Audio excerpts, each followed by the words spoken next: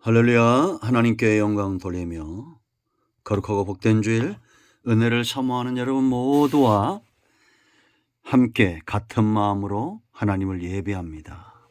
오늘은 12월 이해의 마지막 12월 달 첫 주일입니다.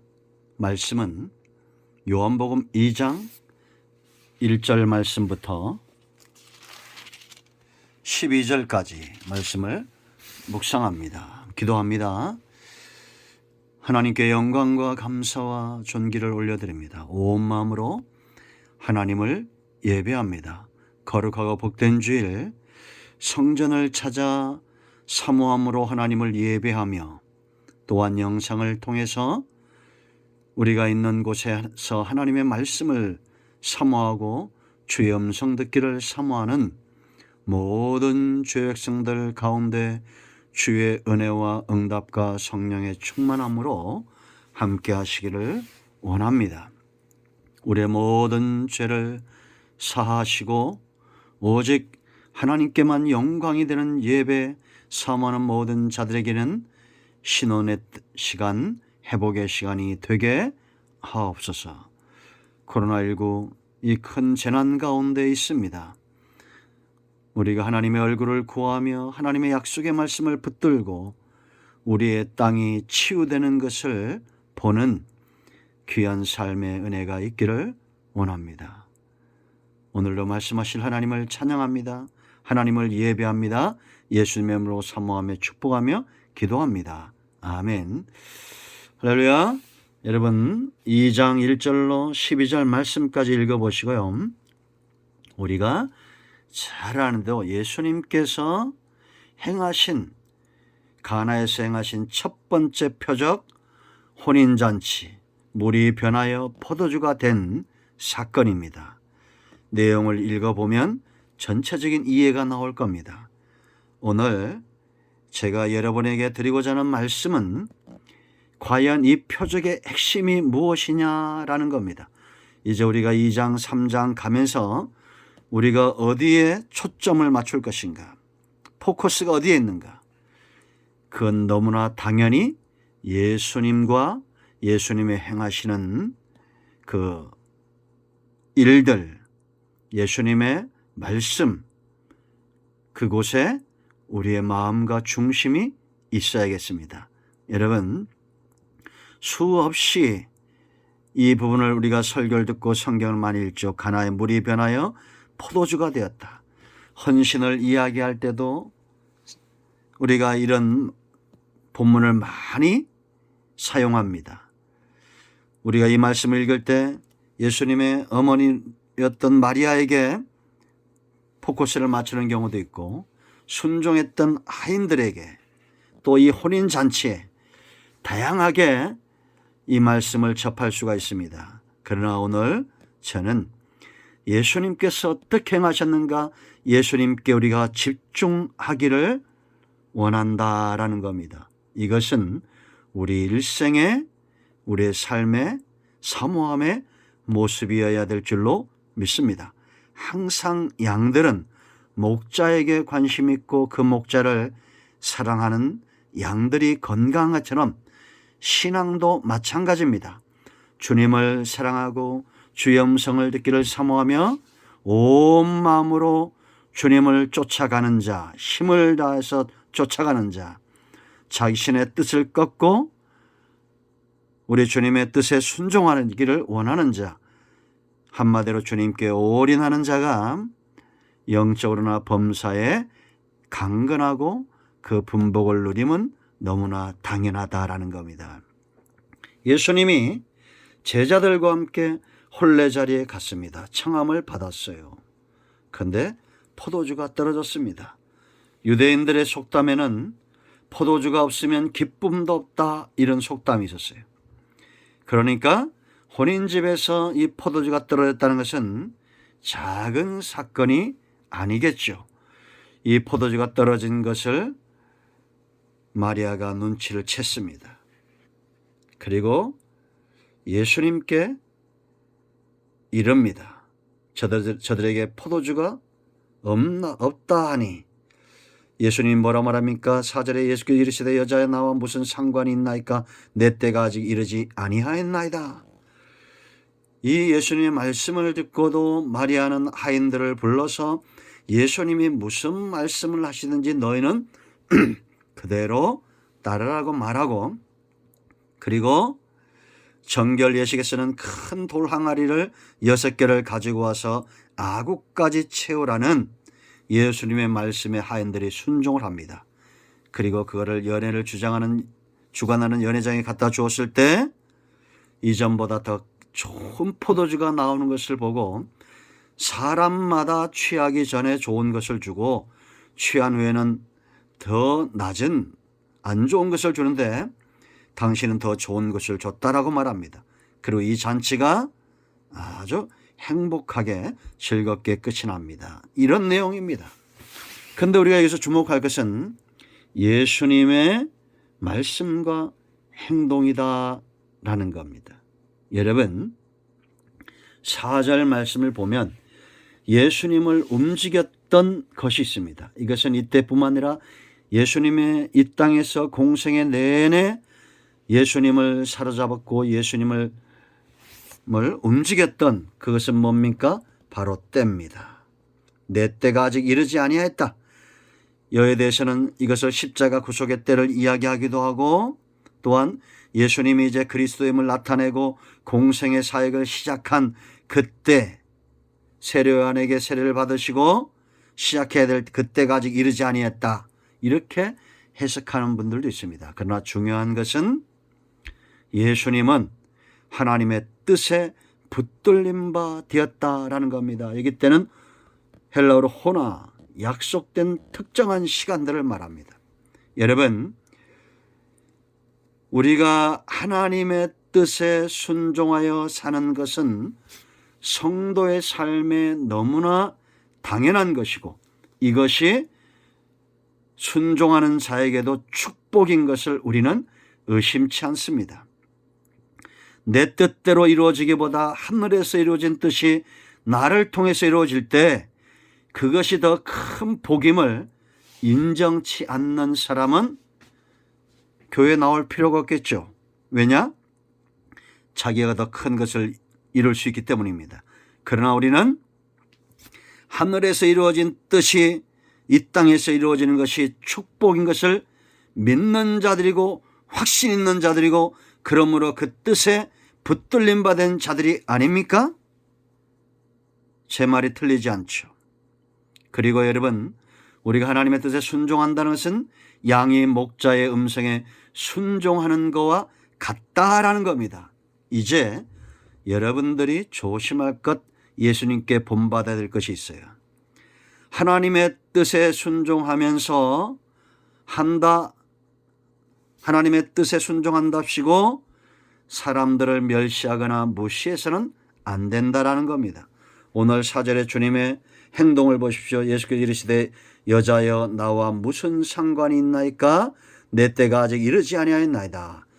우리나라 말로 보면 굉장히 불순해 보이는 것 같죠? 그런데 여러분, 예수님은 십자가 상에서 마리아를 마가 요한에게 부탁할 때도 그 말씀을 하셨던 것처럼 여기 여자애는 귀나이, 왕후를 부를 때 썼던 말입니다. 왕이 왕후를 부를 때, 그리고 남편이 아내를 사랑스럽게 부를 때 귀나이, 굉장히 존중이 여겼다라는 겁니다. 이렇게 예수님은 자신의 육신의 어머니 마리아를 굉장히 존중히 여기면서도 하나님의 때를 분명히 말씀하고 있다.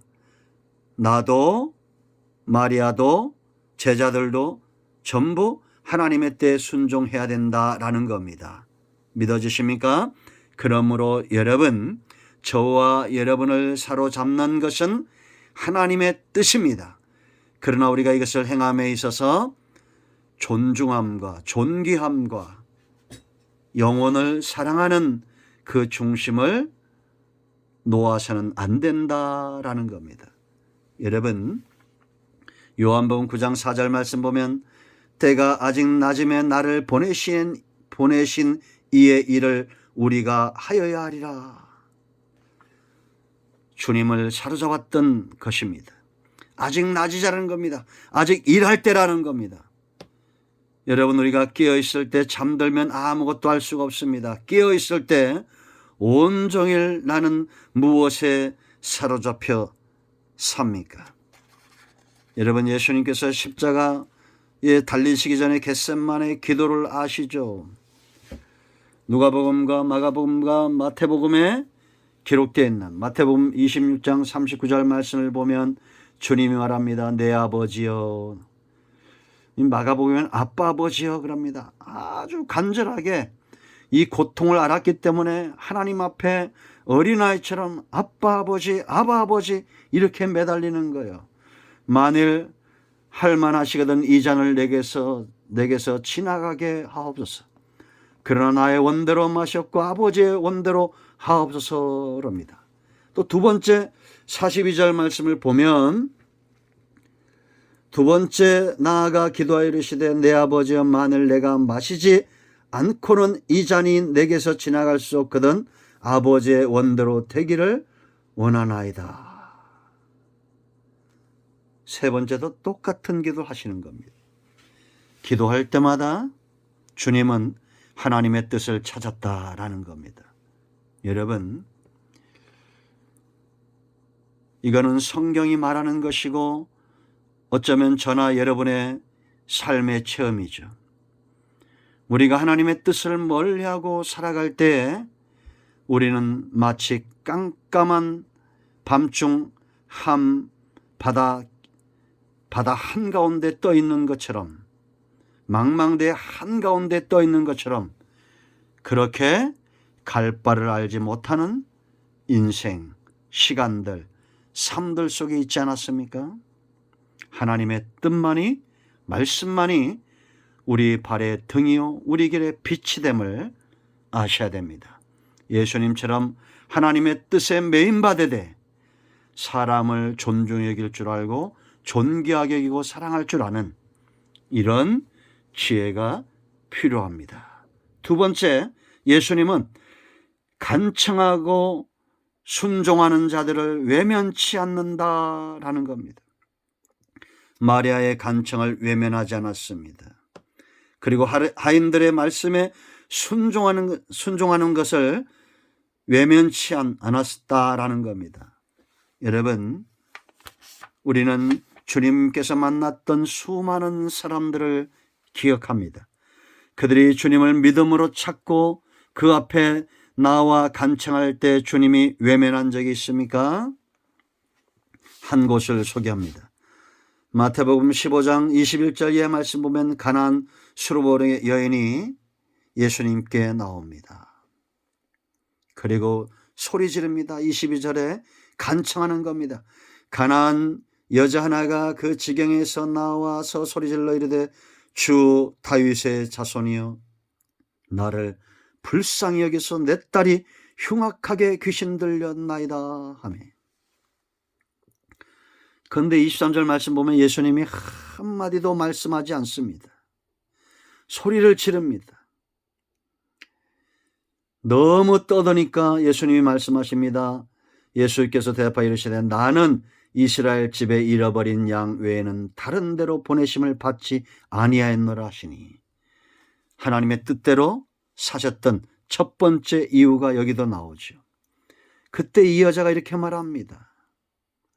여자가 와서 예수께 절하며 이르되 주여 저를 도우소서. 그 26절에 예수님이 말합니다. 엎드려 절하는 여자에게 자녀의 떡을 취하여 개들에게 던짐이 마땅하지 아니하니라. 주님이 왜 이런 말씀을 하셨을까요? 그 의도는 28절에 나오죠. 그런데 27절에서 여자가 말합니다. 주여 올소이다마는 개들도 제 주인의 상에서 떨어지는 부스러기를 먹나이다. 딸이 흉악히 귀신 들린 것이 너무 간절했기 때문에 부모의 마음이죠. 주님을 주인으로 부릅니다. 호산나 다윗의 자손 소리 지릅니다.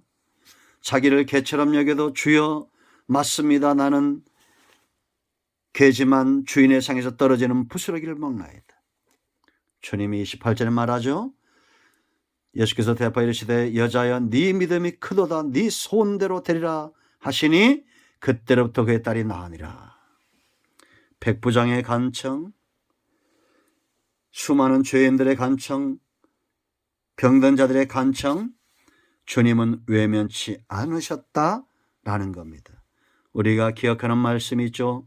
예레미야 33:3절입니다. 너는 내게 부르짖으라. 간청하라는 겁니다. 내가 네게 응답하리니 네가 알지 못하는 크고 비밀한 것을 보여주겠다라는 겁니다. 여러분, 하나님의 마음을 돌이킬 수 있는 것, 자녀의 부르짖음입니다.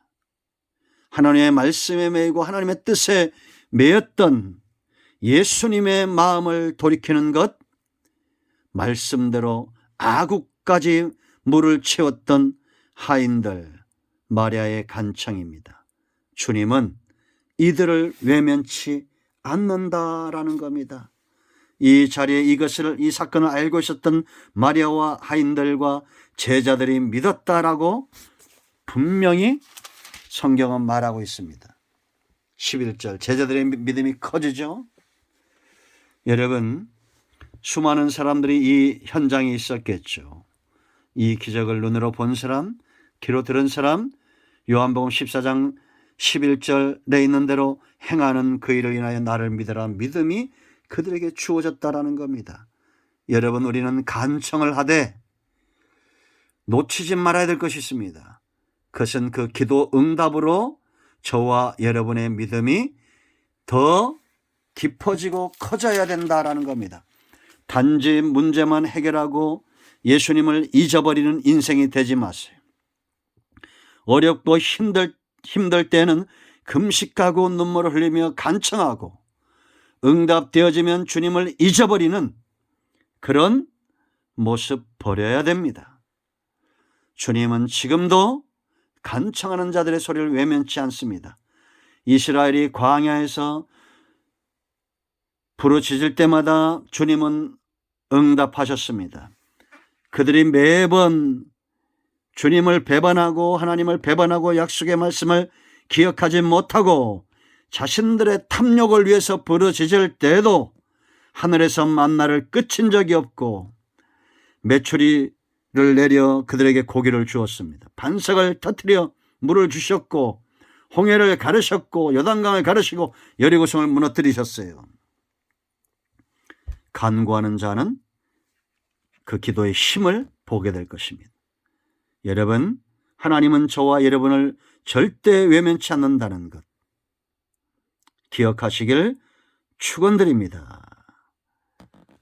자, 세 번째, 예수님의 일하심은 더 좋은 것을 주신다라는 겁니다. 여러분, 이 예수님의 이 표적을 보고 9절 10절 말씀 보면 10절에 말하되 사람마다 먼저 좋은 포도주를 내고 취한 후에 낮은 것을 내거늘 그들은 지금까지 좋은 포도주를 주었다라고 말합니다. 이것뿐만 아니라 예수님은 만나는 사람들 모두가 그들이 주님 안에서 시간이 가면서 이제는 고기 잡는 어부가 아니라 사람을 낚는 어부가 되죠. 아브라함을 보세요, 여러분. 그가 본토 친척 아비 집에서 나올 때는 소수의 사람들이 나오지만 가나안 땅에 머물며 창대하고 번성하고 그 땅의 주인이 됩니다.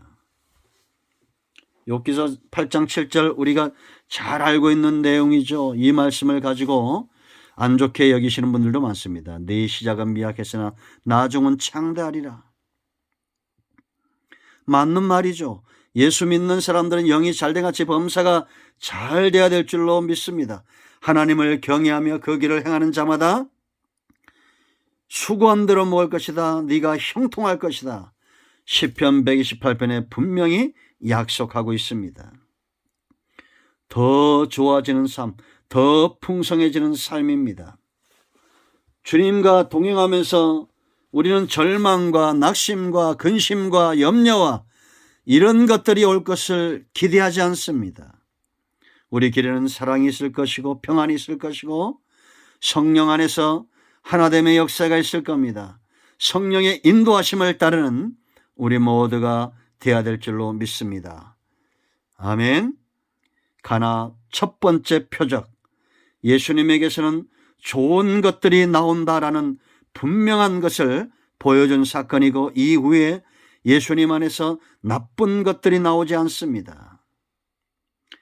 한 구멍에서 쓴물과 단물이 나올 수 없는 것처럼 성도의 언행과 삶도 마찬가지입니다. 우리가 주님을 닮았다면 이제 우리의 삶이 더 번성해지고 더 풍성해지고 우리가 만나는 모든 사람들에게 예수님 안에 있는 좋은 것들을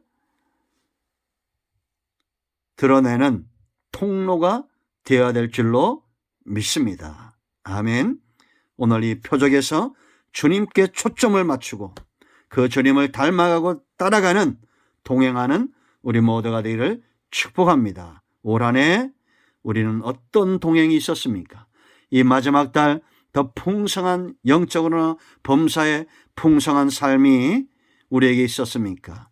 아니라면 이 한 달 우리가 다시 돌이켜보고 하나님 앞에서 우리가 회개할 것, 정리할 것들은 회개하고 또한 한 해를 준비하는, 내년 한 해를 준비하는 지혜로운 신부들이 그리스도의 신부된 자들이 되기를 축복합니다. 신부는 신랑과 몫이 같은 자죠. 신랑과 신부와 자녀, 아들들은 다 몫이 같습니다. 우리 모두가 하나님 안에 있는 모든 분복과 그 몫을 누리는 삶의 축복기를 축원드립니다. 아멘. 기도합니다. 할렐루야. 하나님께 영광을 올려드립니다. 오늘 이 말씀대로 되기를 원합니다. 우리의 삶이 온 마음으로 주님을 따르고 주님께 집중하고 주님 닮은 삶, 하나님의 뜻에 붙들림 바 되고 날마다 나아가 예수의 이름을 의지하여 간구하며 간청하며 더 좋은 것들을 누리는 삶을 살게 하옵소서.